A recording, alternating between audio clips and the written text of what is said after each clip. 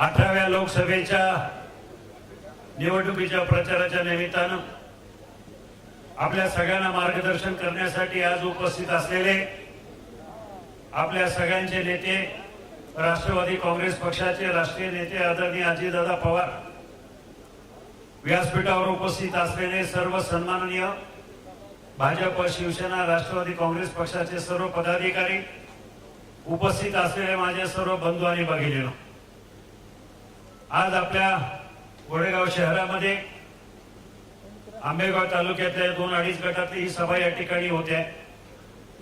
निवडणुकीच्या मतदानाला आता अवघे 5 दिवस उरले, प्रचाराचं फक्त 4 दिवस बाकी आहेत। काल बारामती लोकसभेची निवडणूक झाल्यानंतर, मतदान झाल्यानंतर अजितदादांनी काल संध्याकाळी मतदान झाल्या बारामती सोडून आपल्याकडे उरुळी, कांचन आणि लोणी काळभोर या ठिकाणी 2 मोठ्या सभा रात्री भव्य स्वरूपामध्ये घेतल्या। आज सकाळी 9:30 वाजता ते लांडवडीला या ठिकाणी हजर झाले। आज आंबेगाव तालुक्यामध्ये 3 सभा आहेत। आंबेगाव शिरूर विधानसभा मतदारसंघामध्ये इथं झाल्यानंतर टाकळी आजीला एक सभा आहे, लोणीला सभा आहे आणि संध्याकाळची सभा ओतूरला आहे। आणि म्हणून बऱ्याचशा माझ्या सहकार्यांना बोलायचं होतं, भाजपचे जिल्हाध्यक्ष आदरणीय शरद कुटे पाटील यांनी बोलायला पाहिजे होतं, जयसिंग शेठ एरंडे आहेत, बाकी सर्व मंडळी आहेत, परंतु दुर्दैवानं आपल्याला वेळ कमी आहे म्हणून मी सगळ्यांची माफी मागून या ठिकाणी माझे 2 शब्द बोलतो। मित्र, ही लोकसभेची निवडणूक आहे। या लोकसभेच्या निवडणुकीच्या माध्यमातून आज पाहतोय प्रचाराच्या मुद्दे जे समोरच्या विरोधी उमेदवाराकडून विकास कामाबद्दल एकही शब्द त्याच्याकडनं बोलला जात नाही। फक्त आणि फक्त विरोधकांच्या वर खालच्या पातळीवर टीका करण्याचा एकमेव धंदा आहे। स्वाभिमान आणि निष्ठा याच्या व्यतिरिक्त त्यांच्याकडे प्रचारामध्ये कुठलाही मुद्दा नाही। माझ्या वैयक्तिक पातळीवर माझा धंदा आणि माझ्या धंद्यामध्ये मी लोकसभेमध्ये संरक्षण खात्याला, मला धंद्याला उपयोगी पडतील असे प्रश्न विचारले। असे पोरकटपणाची संवेदन करून काहीतरी नाटकामध्ये अभिनय करतात, कसा तरी सेट उभा केला जातो, त्याप्रमाणे घाणेरडा प्रकार चालू आहे। त्याच्याकडे कोणी लक्ष देऊ नका। त्यांना कळलंय की त्यांचा आता पराभव झालेला आहे आणि म्हणून खालच्या पातळीवर जाऊन अशा प्रकारच्या टीका करत असतील तर माझ्या आंबेगाव तालुक्यातील शिरूर लोकसभा मतदारसंघातील जनता हे खपून घेणार नाही। आज आम्हाला काय गरज आहे? गेल्या 5 वर्षामध्ये निवडून दिलेल्या खासदारांनी दिल्लीमधून, केंद्रामधून निधी आणणं अपेक्षित असतो। खासदाराचं कामच आहे दिल्लीमधून पैसे आणायचे, प्रकल्प आणायचे। एकही प्रकल्प या बहादरांनी गेल्या 5 वर्षामध्ये आपल्या मतदारसंघामध्ये उभा केला नाही। गेल्या 5 वर्षामध्ये रेल्वेसाठी काही पैसे आणले नाही, हायवेसाठी काही कामं केली नाही। जी काही कामाचं ते क्रेडिट लावतात, सोशल मीडियावर दाखवतात, ती कामं मी मंजूर केलेली आमच्या क्रांतीताईंनी सांगितलं। या हायवे सारखे प्रोजेक्ट काय 2 महिन्यामध्ये, 4 महिन्यामध्ये, 2 वर्षामध्ये होत नाही। रेल्वे प्रकल्पाला 2-2 दशक जातात। मी आपल्या सगळ्यांच्या माहितीसाठी सांगतो, कोकणामध्ये मधु दंडवते रेल्वे मंत्री होते। कोकण रेल्वेची संकल्पना मांडली त्यांनी, आयडिया मांडली लोकांपुढं। स्वतः रेल्वे मंत्री असताना, त्यांच्या मदतीला जॉर्ज फर्नांडिस असताना, मधुलिमय असताना, अशी दिग्गज मंडळी असताना, त्यांच्या पाठीमागे सरकार असताना कोकण रेल्वेमध्ये, कोकणामध्ये रेल्वे धावण्यासाठी 28 वर्ष लागली। आणि हे म्हणतात 2 महिन्यामध्ये त्यांचा पोपट बोलायला लागला की railway semi high speed railway same. अरे 2 महिन्यामध्ये रेल्वे कोण करतं? त्याच्यासाठी माझी 13 वर्षाची तपश्चर्या, मी हरिश्चंद्राची शपथ घेऊन सांगतो, मी केलेलं आहे म्हणून मी बोलतोय। तुम्ही सगळ्यांनी पाहिलंय, 13 वर्ष संसदेमध्ये भांडलो, 13 वर्ष सरकारवर मी संघर्ष केला आणि तो प्रकल्प आता कुठेतरी मार्गी लागला।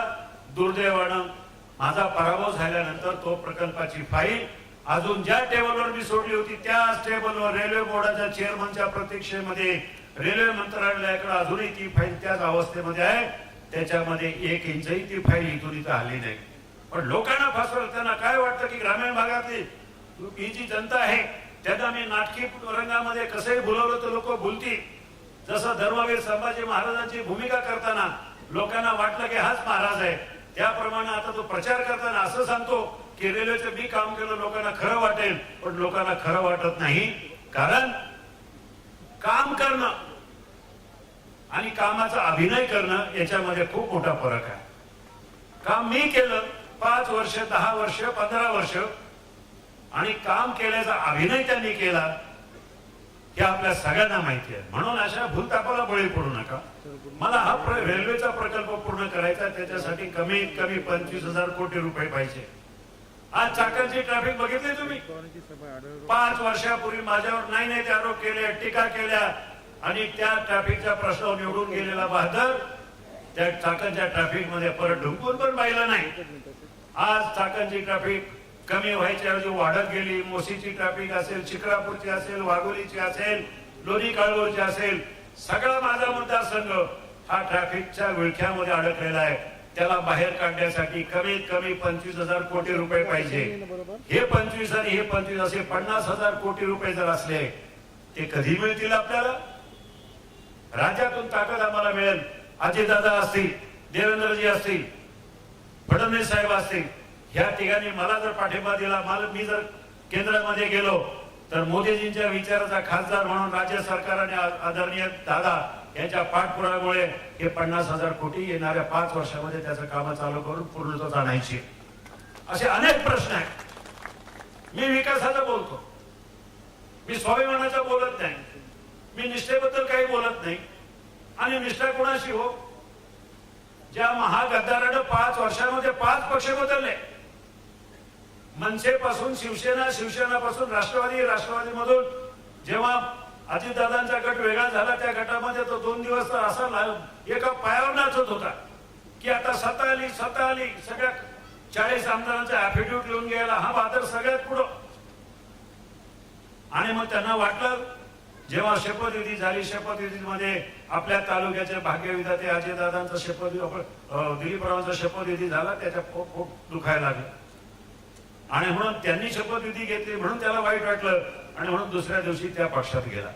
ते जायच्या अगोदर भाजपकडचे दरवाजे ठोठवले. काल फडणवीसांनी सांगितलं मला, प्रवीण दरेकरच्या घरी गेले की मला घ्या, कुठल्या परिस्थिती पक्षात घ्या, मी इथं कंटाळलोय.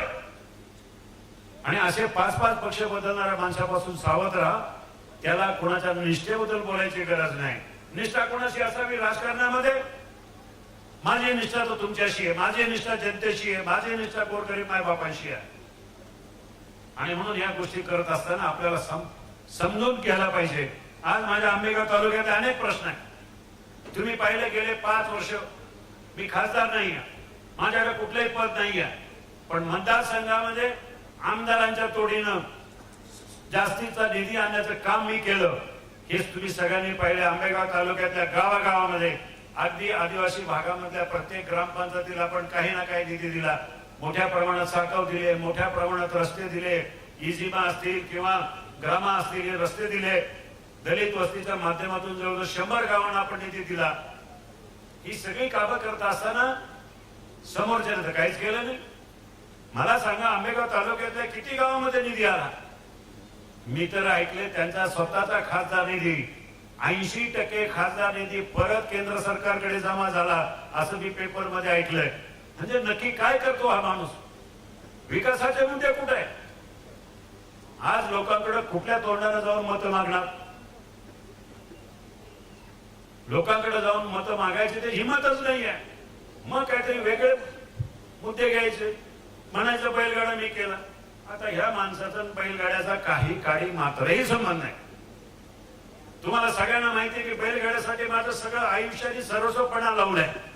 आज नाही तर जयसिंग शेठला विचारा, 25-30 वर्षापासून जयसिंग शेठच्या साथीनं या बैलगाडा क्षेत्रामध्ये मी पदार्पण केलं आणि सगळ्या बैलगाडा क्षेत्राची जबाबदारी 30 वर्ष झालं. मी तुम्हाला माहिती आहे, अनेक केसेस मी लढलो, अनेक औरंगाबाद हायकोर्टाची केस जिंकलो, सुप्रीम कोर्टाची केस जिंकलो. दोन्ही वेळेला बंद पडलेल्या बैलगाडा शर्यती मी चालू करून दिल्या. सुप्रीम कोर्टाची ऑर्डर तर माझ्या नावाने आहे. 3 केसेस आहेत माझ्या नावावर आज सुद्धा. एक सेशन कोर्टामध्ये 307चा गुन्हा दाखल केला, मंचरमध्ये दखल झाली होती. चाकणमध्ये मोर्चा झाला होता, ती गुन्हा दाखल आहे. काही बैलगाडा शर्यतीला मी उपस्थित राहिलो, त्या बैलगाडा शर्यतीच्या केसेस माझ्या अंगावर आहे. आंदोलन 4-4, 5-5 आंदोलन केली आहेत. मला सांगा, त्या माणसावर एक तरी बैलगाडा शर्यतीची केस आहे का? एका तरी आंदोलनामध्ये त्यांनी भाग घेतलाय का? अजिबात नाही. मला 20 वर्षापासून मंचरची केस 2005 ची आहे. 20 वर्षामध्ये मला किमान प्रत्येक 2 महिन्यात एकदा तरी हायकोर्टामध्ये हजर राहावं लागतं. केसेस अंगावर आहे, म्हणून मला परवा नाही. हे बैलगाडा मालकांसाठी, शेतकऱ्यांसाठी माझ्यावर किती गुन्हे दाखल झाले तर मला काही हरकत नाही. आज अनेक असे प्रश्न आहेत. मी तुम्ही पाहिले 5 वर्षामध्ये आणि 20 वर्षामध्ये काम करत असताना माझा मूळ उद्देश होता की लोकांच्या संपर्कात राहायचं, लोकांच्या अडीअडचणीला धावून जायचं. तुम्हाला सगळ्यांना आठवतंय, ज्या वेळेला आपल्या भागामध्ये कोरोनाचं संकट आलं, त्या संकटामध्ये मी अगदी कात्रच्या घाटापासून तर नाणे घाटापर्यंत जुन्नरमध्ये प्रत्येक गावामध्ये कोणाला काही अडचण आहे, किराणा मालाच्या किट वाटल्या, धान्य वाटलं, हे सगळ्यांनी आपण पाहिलं. हे माझ्या संस्थेमधून आणि माझ्या स्वतःच्या खर्चातून वाटले. औषधं वाटली, कोणाला इंजेक्शन पाहिजे, कोणाला हॉस्पिटलमध्ये बेड पाहिजे, ही सगळी कोणाच्या प्रेताची विल्हेवाट करणं, या सगळ्या गोष्टी करण्यासाठी मी सगळं काय बाजूला सोडलं आणि 5 वर्ष ह्या मतदारसंघामध्ये ठाण मांडून बसलो होतो. मलाही माझं प्रपंच आहे, कुटुंब आहे, मुंबईमध्ये घर आहे, माझं अमेरिकेला घर आहे, सगळं आहे. पण माझ्या दृष्टीने माझं कुटुंब म्हणजे माझ्या मतदारसंघातली मायबाप जनता म्हणून गेले 5 वर्ष सगळं काही सोडून इथं राहिलोय. धंदा बाजूला गेला, सगळं काही बाजूला ठेवलं. एकटा मी लांजेवडीला राहतोय. कधी खायला वेळेवर मिळतं, ना मिळतं, कसंही करून राहिलो, फक्त माझ्या मतदारसंघातल्या जनतेची सेवा करण्यासाठी. कारण का, पराभव झाला तरी मला 5,78,000 मतं पडली. 5,78,000 मतात लोकांनी जर मला आशीर्वाद दिले, त्यांनी माझ्यावर प्रेम केलं, त्यांनी माझ्याकडनं अपेक्षा व्यक्त केल्या, तर त्यांना मी वाऱ्यावर सोडू शकत नाही. प्रत्येक रविवारी जनता दरबार घेतला. प्रत्येक रविवारी मला दादा आवर्जून सांगावंसं वाटतं, 5 वर्षामध्ये 20 वर्षामध्ये 813 रविवारचे जनता दरबार घेतले. 813 न चुकता. लोक रविवारी हॉलिडेला जातात, पिकनिकला जातात. मी माझ्या जनतेबरोबर जनता दरबार करत बसलो आणि लोकांचे प्रश्न सोडवत बसलो. आपल्याकडे अतिवृष्टी आलं, वादळ आलं, कुणाच्या घरं जळाले, काय झालं, अशा अवस्थेमध्ये आंबेगाव तालुका असेल, खेड तालुका असेल, मावळ असेल, जुन्नर असेल, लोकांच्या संकटाला धावून जाऊन त्यांचा संसार उभा करण्यासाठी मी मदत केली, लोकांना मदतीला धावून आलो. आणि म्हणून मी सांगतो, मला ह्यासाठी ही माझी विकासाची काम आहे. आज आपल्याकडं या तालुक्याच्या हेडक्वार्टर मध्ये इथं आले असताना आपले सुद्धा महत्वाचे प्रश्न आहेत. माझं घोडेगाव शहर पूर्वी एक वैभवाचा बाजार होता.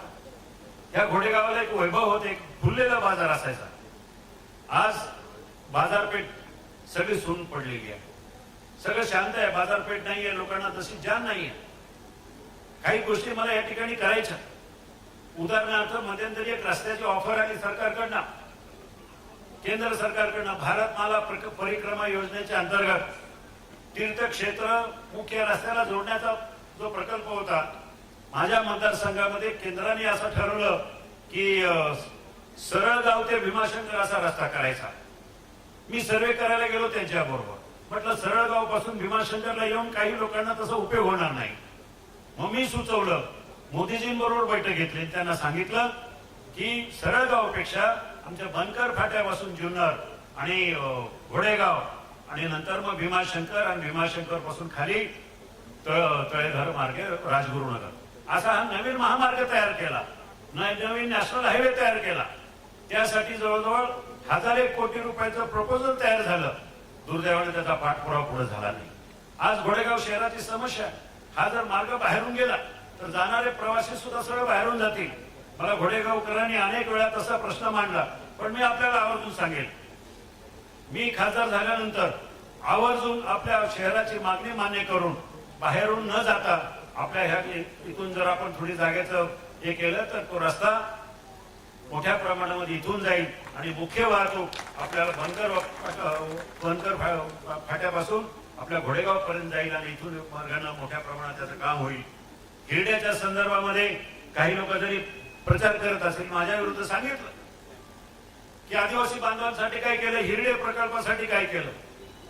मला आठवतंय शिवजयंतीच्या दिवशी 4 दिवस अगोदर आदिवासी बांधवांचं मंचरमध्ये उपोषण होतं. उपोषणाचा विषय होता की हिरड्यांना भरपाई देण्यासाठी जवळजवळ 15-16 कोटी रुपये जे देणं अपेक्षित होतं ते मिळालं नाही. मी असेल, वळसे पाटील असेल, आम्ही दोघंही ज्या दिवशी हेलिकॉप्टरनं शिवनेरीला येत होतो तेव्हा मुख्यमंत्री, उपमुख्यमंत्री, दोन्ही उपमुख्यमंत्री आम्ही 5 जण हेलिकॉप्टरनं आलो. त्यावेळेला मी स्वतः चर्चा केली की दादा, आदिवासी बांधव उपोषणाला बसले, त्यांचा प्रश्न सोडवण्यासाठी राज्य सरकारने वेगळा काही कायदा करा, कॅबिनेटमध्ये अमेंडमेंट करा आणि 16-17 कोटी रुपयाची जी भरपाई त्यांना भरून द्या. 4 दिवसामध्ये अजितदादांच्या माध्यमातून, मुख्यमंत्र्यांच्या माध्यमातून ते पैसे त्यांना पोहोचले. असे निर्णय घेण्याची क्षमता फक्त राज्य सरकारमध्ये सत्तेवर असलेल्या अजितदादांबरोबर आहे. आणि म्हणून एका बाजूला राज्य सरकारची ताकद तुम्ही सगळ्यांनी पाहिली. आज आंबेगाव तालुका असेल, जुन्नर तालुका असेल, शिरूर तालुका असेल, खेड तालुका असेल, ह्या तालुक्यामध्ये राष्ट्रवादी काँग्रेस पक्षाचे आमदार असल्यामुळे मोठ्या प्रमाणामध्ये निधी, एका बाजूला बजेटचा निधी, एका बाजूला डीपीटीसीचा निधी, एक एक रस्ता प्रत्येक विधानसभा मतदारसंघामध्ये जवळजवळ 300-400 कोटी रुपयाचा एक रस्ता केला. ज्या रस्त्यावर मोठी वाहतूक आहे, हॅमच्या माध्यमातून असेल किंवा बजेटच्या माध्यमातून 400 कोटी रुपयाचे जवळजवळ 1,500 कोटी रुपयाचे 4 रस्ते जुन्नर, आंबेगाव, खेड आणि शिरूर या ठिकाणी घेण्यात आले. ते फक्त आणि फक्त अजितदादांच्यामुळे. डीपीडीसी मध्ये प्रत्येक गावाला तुम्हाला पैसा पोहोचलाय. दादांनी कुठेही कमतरता केली नाहीये. मी पाहिलं अजितदादांना, वळसे पाटलांना मोठ्या प्रमाणात निधी दिला, मलाही दिला. मला तर बोलावून 3 वेळा निधी वाढवून दिला. सुरुवातीला 25 कोटी, नंतर 10 कोटी, परत 10 कोटी असे अजितदादांनी स्वतःहून सांगितलं की आढळराव काम करतात, संपूर्ण लोकसभा मतदारसंघामध्ये फिरतात, त्यांना ताकद दिली पाहिजे. त्यावेळेला माझा प्रवेश जरी झाला नव्हता तरी दादांनी मला या निधीच्या माध्यमातून बळ दिलं. एकनाथ शिंदे यांच्या माध्यमातून जवळजवळ मला 1,500 कोटी रुपयाचा निधी गेल्या 1.5 वर्षामध्ये मिळालेला आहे. या सगळ्या गोष्टीचा विचार करताना मला एक गोष्ट आवर्जून सांगावीशी वाटते की धर्मवीर संभाजी महाराजांचा जो समाधी स्थळात वडू आणि तुळापूरचं स्मारक आहे, त्या स्मारकासाठी खासदार आणि आमदारांनी माझ्या अगोदरच्या काही आराखडा तयार केला. त्याला अजितदादांना मान्यता दिली. दुर्दैवानं ती मान्यता दिल्यानंतर त्याच्यावर काही काम चालू झालं नाही. एकनाथभाई शिंदे मुख्यमंत्री झाले, त्यांच्याकडे मी पहिली बैठक लावली की माझ्या शिरूर लोकसभा मतदारसंघातल्या 5 प्रश्नासाठी मला मदत पाहिजे. 16 IAS अधिकारी, स्वतः मुख्यमंत्री, मी आणि मतदारसंघातले काही लोकांना घेऊन गेलो आणि त्यांना सांगितलं, साहेब माझ्या मतदारसंघामध्ये वडू तुळापूरचा जो विकास आराखडा आहे तो 250 कोटी रुपयाचा आहे, त्याच्यामध्ये बरेचसे दोष आहेत, त्याला नवीन करायला पाहिजे. मुख्यमंत्र्यांनी तिथल्या तिथं बैठकीमध्ये आदेश दिले, आढळराव सांगतील त्याप्रमाणे नवीन सुधारणा त्याच्यामध्ये करा, ग्रामस्थांना विचारात घ्या आणि एका महिन्यामध्ये सुधारित आराखडा सादर करा. 1 महिन्यामध्ये मी कलेक्टर असेल, नियोजन असेल, कमिशनर असेल, ग्रामस्थ असेल, सगळ्यांना विचारात घेतला आणि नवीन काही गोष्टी वाढवल्या आणि 400 कोटी रुपयाचा विकास आराखडा तयार केला. त्याला बजेटमध्ये 8 दिवसामध्ये मंजुरी देवेंद्रजी फडणवीस यांनी दिली. मंजुरी मिळाली, पण पैसे कुठे? तर पैसे देण्यासाठी स्वतः अजितदादांनी पहिल्याच टप्प्यामध्ये, पहिल्याच बजेटमध्ये त्याला भरीव निधी दिला. त्याचं टेंडर निघालं. आज 175-190 कोटी रुपयाचं टेंडरचं काम चालू झालं पहिल्या टप्प्यातलं. ही म्हणतात कार्यक्षमता, ही म्हणतात कार्यतत्परता. आज असे अनेक प्रश्न आपल्याला या ठिकाणी करायचे. आपल्या घोडेगाव शहरासाठी तसे अजूनही आहे. मला तर पाण्याची योजना चांगल्या पद्धतीने पुन्हा एकदा चांगली व्हावी. मोठं वाढतं शहर आहे. या ठिकाणी आदिवासी भागातले बरेचसे नागरिक वास्तव्याला इथे असतात आणि हे सगळं करत असताना हरिश्चंद्रासारखं मोठं देवस्थान या ठिकाणी आहे. त्या देवस्थानचा क वर्ग तीर्थक्षेत्र दर्जा मिळावा यासाठी मी जवळजवळ 10-12 वर्षे पांडत होतो. मी आणि वळसे पाटील आम्ही दोघांच्या माध्यमातून तो तीर्थक्षेत्राचा दर्जा मिळाला.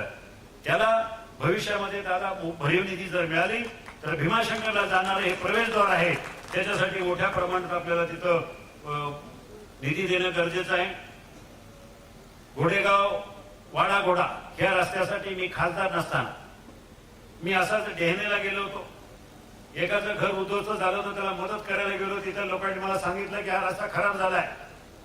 ते ढेबेवाडी म्हणून गाव आहे, पोखरीकडे जाणार रस्त्याचं डेहण्यापासून धाबेवाडी.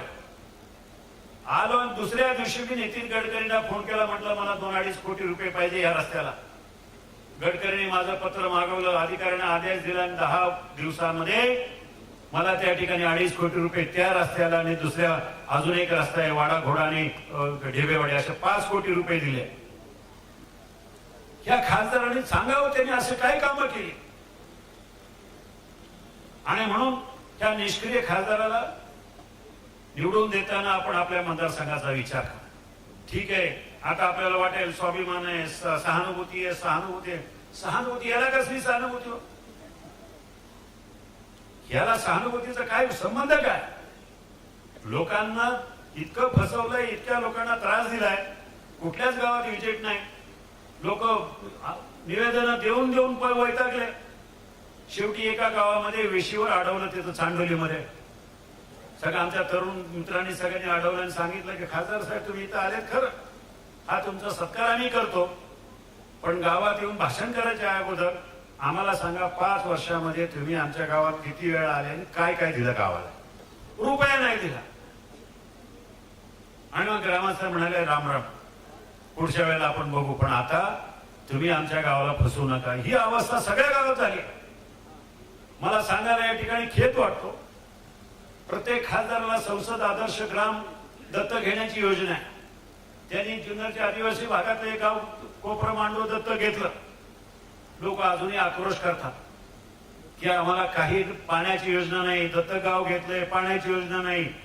सोशल मीडियावर मोठ्या प्रमाणात जर्मन टेक्नॉलॉजीवर आधारित कोपरं मांडव गावाला आम्ही पाणी देणार. जर्मन टेक्नॉलॉजी, आता कुठली जर्मन टेक्नॉलॉजी मला माहिती आहे पाण्यासाठी काय आहे.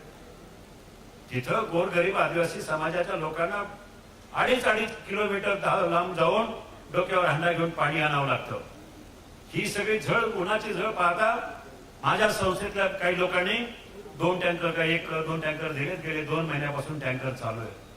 दत्तक गाव त्यांनी घ्यायचं, सोशल मीडियावर प्रचार त्यांनी करायचा आणि प्रत्यक्षात ग्राउंडवर काम करायचं मी. अशा प्रकारचं चित्र आपल्याला गेले 5 वर्ष बघायला मिळालंय. म्हणून मला आपल्याला सांगायचं आहे की अशा नाटकी आणि अभिनय करणाऱ्या लोकांपासून सावध राहा. ग्राउंडवर असणाऱ्या माणसाचं काम बघा, ग्राउंडवर येणाऱ्या माणसाचं काम बघू नका. आणि म्हणून येणाऱ्या 13 तारखेला काही करा. माझं चिन्ह आहे घड्याळ, घड्याळाच्या चिन्हाच्या बाजूचं बटन दाबायचं आहे. एक गोष्ट लक्षात घ्या, आपल्या तालुक्याचे भाग्यविजेते आदरणीय दिलीपरावजी वळसे पाटील त्यांच्यावर ह्या मतदारसंघाची संपूर्ण जबाबदारी. दुर्दैवाने छोटा अपघात झाला. आज त्यांना कुठेतरी चुकल्यासारखं वाटतं की मी तिथं असायला होतं. मला फोन करून सांगतात, बाकी सर्व कार्यकर्त्यांना फोन करून विचारतात परिस्थिती काय काय. आज त्यांना फील होत आहे की बाबा मला मी असलं पाहिजे होतं. आणि म्हणून त्यांची धडपड चालू आहे. रोज नाही म्हटलं तरी 200-300 फोन करून लोकांना सूचना देतात. त्यांच्या उपस्थितीमध्ये अनुपस्थितीमध्ये आपल्याला त्यांची जबाबदारी पार पडायची आणि म्हणून कुठेही कमी पडता कामा नये. दादांची अपेक्षा आहे, अजितदादांची अपेक्षा आहे की आंबेगाव तालुका दोन्ही विरोधक एकत्र आहे. म्हणजे मी आणि वळसे पाटील एकत्र आहे. आपल्या सगळ्यांना मला आव्हान करायचं आहे, काही झालं तरी सगळ्या मतदारसंघामध्ये आघाडीवर आपला आंबेगाव तालुका असला पाहिजे. ही तुमची आमची सगळ्यांची जबाबदारी आहे. ह्या तालुक्यामध्ये मोठ्या प्रमाणात विकास कामं करण्याची जबाबदारी आमची आहे. राज्य सरकारच्या माध्यमातून अजितदादा असतील, देवेंद्रजी असतील, मुख्यमंत्री असतील, वाटेल तेवढा फंड ह्या तालुक्याला मिळेल. केंद्राच्या माध्यमातून नरेंद्र मोदीजींच्या माध्यमातून मोठ्या प्रमाणात निधी आपल्याला आणायचे, मोठी मोठी कामं करायची. त्यासाठी आपल्याला पुन्हा एकदा हात जोडून विनंती करतो, काही करा, कोणाच्या भूलतापाला बळी पडू नका. आता तुतारी करत राहतील, पण नंतर कुठं काय होतील सांगता येत नाही. आपण आपल्या हक्काची 2 माणसं, तुमच्या घरातली 2 माणसं आहेत, त्यांच्या पाठीशी उभे राहा. जे कधी लोकांना दिसले नाहीत, ज्यांनी कधी लोकांची कामं केली नाहीत, आता फक्त भावनेचा आधार घेऊन तुमच्याकडे मतं मागत असतील तर आपण विचार करण्याची वेळ आहे. आंबेगाव तालुका मागे राहता कामा नये. आंबेगाव तालुका पहिला नंबर असला पाहिजे, कारण माझा नंबर 1च आहे. 1 नंबरच्या बाजूचं बटन दाबून मला विजयी करा, एवढीच या ठिकाणी विनंती करून थांबतो. धन्यवाद. जय हिंद, जय महाराष्ट्र. यानंतर आपल्या सर्वांचे लाडके नेते, महाराष्ट्र राज्याचे उपमुख्यमंत्री माननीय नामदार